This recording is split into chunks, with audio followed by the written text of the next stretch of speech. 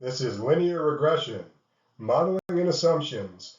We're going to go from basic concepts to kind of advanced concepts. But we'll do our best to cover everything and provide a good overview. As we go through, I want you to keep three things in mind. The first is that it's messy out there. In examples, you see either perfect data sets or you see data sets with one specific problem that has a very specific solution, and then you get to your own data and everything is all over the place. That is not going to be the case here. This data set is going to have several problems, and in addressing one problem, you might actually create another problem. So we'll talk through some of the intricacies involved with building a model. The second thing to keep in mind is to look at your actual results before you jump into testing or advanced techniques. Look at your descriptives, look at the charts, listen to what they're telling you. And this is very important. The last thing to keep in mind is that you should not be analyzing what you don't know. So if you have a measure in your data set, you should know how the data are collected and by whom. If you have survey data, you should have the code book and know how the questions were asked. I'm going to point out why this is so important as we get into our model. This is simulated data for individuals with stroke in acute rehabilitation. So an individual has a stroke, they have an acute care hospital stay, and from there, they may go to acute rehabilitation, which has a lot of intensive rehabilitation activities. The outcome is a mobility score. So you can think of this generically as a score from 15 to 90, where higher scores are better. It is designed to simulate the current mobility section of the new GG evaluation for inpatient rehabilitation. I may not have simulated it exactly correctly because in that outcome, when someone is walking, they may not score the wheelchair items, and if they're using a wheelchair, they may not score the walking items. So the scores may not be exact, but I did my best to simulate the data and keep it realistic.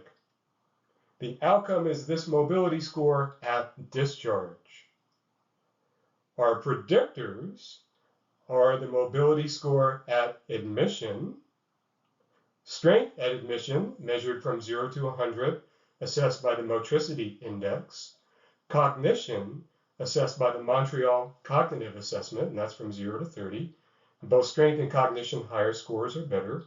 Age in years, length of stay in days, and sex. Now, this is one way to analyze this data, baseline adjusted discharge scores, but you could make the case, and probably could make the case here, that you may want to look at the gain scores instead. So instead of analyzing the effect of these predictors, including the score at admission on the discharge score, you could look at the change in mobility from start to finish. Both approaches have negatives. In some cases, you should use discharge scores. In other cases, you should use gain scores or change scores.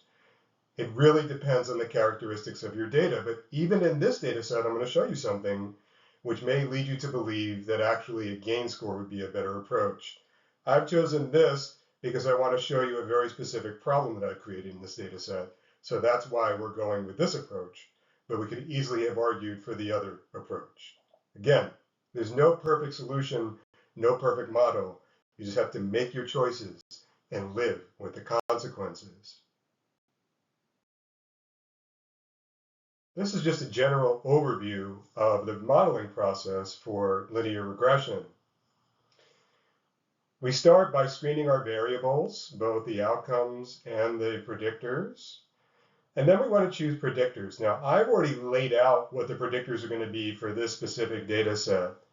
And those are things that would have been associated with the outcome in actual studies. However, the selection of predictors is something that's very important. There are a lot of other variables I could have considered. Interval between onset of stroke and admission to the inpatient rehabilitation department. I could have chosen type of stroke, ischemic or hemorrhagic. You could look at a bunch of other tests and measures. The more you add, the more you run into problems of collinearity, and the more complex your model becomes. I didn't show the variable selection process, but I think this is a reasonable set of predictors that I may have ended up with after that process. How do you choose predictors? Well, one, you can choose them based on theory. Something like age should probably be included in most models. And the prior literature, whatever predictors have been significant in previous studies. But then you can also look at the bivariate relationship between the predictor and the outcome and kind of set a generous p-value level to determine whether you want to include this predictor or not. It should not be strictly based on p-values. It should not be strictly based on the theory. Some combination would tell you what variables to put in and what variables to keep out. Also, once you start modeling, you may find variables that are not functioning well and not essential to the model, and you may want to exclude those at some point down the road based on the variable's behavior within the model. We're not going into this because it would take a very long time and make the video more complicated than it already is. So you can just assume that I've chosen the variables in the model for good reason, but there's probably other variables out there that may be worthy of inclusion. And that's just an inescapable reality anytime you get your hands on a real data set. Then once you choose your predictors, you look at the relationships both between the predictors and the outcome. And this again could be part of the variable selection process, but is also a necessary process in the data screening process. Then you run your regression model, you check the assumptions, and then you modify the model based on what you have found. I did not put interaction terms into this model, but that's something you may want to consider. Again, there's only so much we can cover in this video, and I don't want it to be too long or too complex. These are descriptive statistics for our predictor variables, or our continuous predictor variables, and our outcome variable. And this is just a rough general screen. I could have used charts here, perhaps that would have been better, but I think using a table is totally fine at this stage. This is output from the psych package in R using the describe function, but stata, if you're using stata, it's easy enough. You just use tabstat or any other command from any package. And these statistics are all widely available. If you use SPSS, use the Explorer menu, so on and so forth. Looking at these data, we see that there is very little issue with skewness. So you can see in that column, we're looking for variables. We take a closer look when the value is 2 or more, or -2 or less, or lower. And if it's 3 or more, or -3 and lower, we really start to worry about it and have to determine whether it's going to work. In this case, I simulated the data, so I don't really see any problems with skewness or kurtosis. If you look, the medians are all very close to the means, and the interquartile ranges are not too far off from the standard deviations, even though they may not be directly comparable. So these all seem like appropriate ratio level variables to model.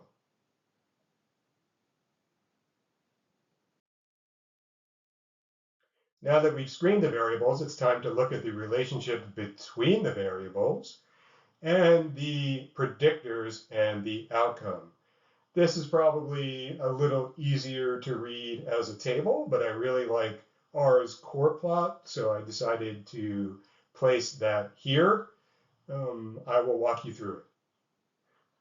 So looking at the correlations, you want to make sure there's at least some relationship between the predictors you've selected and the outcome. mobility DC. And you see negative correlations are increasingly dark as they get closer to -1, and positive ones are increasingly dark blue as you get to +1. So as you see here, the outcome is related to some degree to almost all of the predictors, perhaps a little bit more weakly to cognition. But we are concerned in some cases about high correlations between the predictors themselves, because that leads to collinearity. And I'm going to walk you through that later. There is an issue here. The strength that someone comes in with is pretty closely related to their admissions mobility score. So let's know what these measures are before we start to panic. Strength, the motricity index for the lower extremities, is a combination of hip flexor, quadricep, and ankle dorsiflexor strength. And those are muscles that are essential for ambulation. And it is an impairment-based measure. Mobility is an activity level measure and is much, much broader. It covers ability to transfer from sitting to standing, other types of transfers, ambulation. And so is there a reason for including both of these variables? That's really up to you. Or do you feel that the mobility score, which is the stronger predictor, covers what the motricity index is supposed to cover as well? I don't think they do. I think it might be worth it to leave both of them in, but we have to be careful. If you look here, the correlation, and again, a table probably would have been a little bit better, is about 0.73, looking at the color chart on the right. So they are pretty strongly related. And what we're going to need to do is carefully check on the back end to make sure there isn't too much collinearity to leave them both in. When you have the baseline score correlated with one of the other predictors, that could actually be an argument for using gain scores. So I think discharge scores as the outcome are preferred to gain scores, but in cases when you have a strong correlation between your baseline score and one of the other predictors, some would argue that's a good case for looking at gain scores. Again, both types of analysis are flawed, just a question of which flaws you're willing to live with. We will look carefully at collinearity. So for now, let's leave this in, but it could be evidence of an issue down the road. The fact that mobility scores at admission are strongly correlated with mobility scores at discharge is not really an issue and is not surprising at all based on the research. So that's fine, and something we'll look at more closely in our model. Now we can look at the relationship between the individual predictors and the outcome. The predictors, these are scatter plots with the predictors on the x-axis and the outcome on the y-axis. Usually we use a regression line, which is a straight line, but I've chosen to use smooth scatter plots because it tells me whether there might be an issue in a particular part of the range. What you're looking for here is a general linear relationship between the predictor and the outcome. It doesn't have to be precise. It's linear. The linear relationship is always going to be to some degree an approximation. It just, you don't want anything that looks really wildly non-linear. So looking at age, as one gets older, the mobility score goes down. That is as expected. Length of stay, the longer you stay, the lower your discharge score is. That is surprising. You think the longer you stay in, the better you're going to do. But the people who have worse conditions to begin with probably stay longer, and therefore that might be what you're seeing here. As strength goes up, your mobility discharge score goes up, and there's a little bit of a curve kind of at the beginning of the range. But as the data points get sparse in the scatter plot, you have to be careful about them pulling the regression line, or in this case, the smooth regression line, in a particular direction. Cognition is the higher your cognition, the better your outcome, but the relationship doesn't look too strong. And the relationship between mobility score at admission and mobility score at discharge is very strong, as we predict. There are a couple of issues here that I want to point out. One, as you get to the higher ranges of mobility score at admission from 50 to 70, you see there are very few data points. So the smooth scatter plot is going to follow those data points, and you may think you have a nonlinear relationship there, but it's really just following 2 or 3 data points. The other part of it is that the estimation seems to get more precise as mobility score improves. That is important, and we'll talk about that a bit later. What you see here is not the result of a nonlinear relationship. It is the result of a ceiling effect because of the instrument. And again, I'll talk about this later, but you don't want to jump in and just change this to a nonlinear term because that's not what's going on here. The final chart is just a box plot of males and females. Females are coded as 1, males are coded as 0, and the discharge scores. You do see there's a difference, that females did a little bit better. The red dot is the average, and the blue circles are obviously the data point. So I like to add those on top of box plots when visualizing relationships.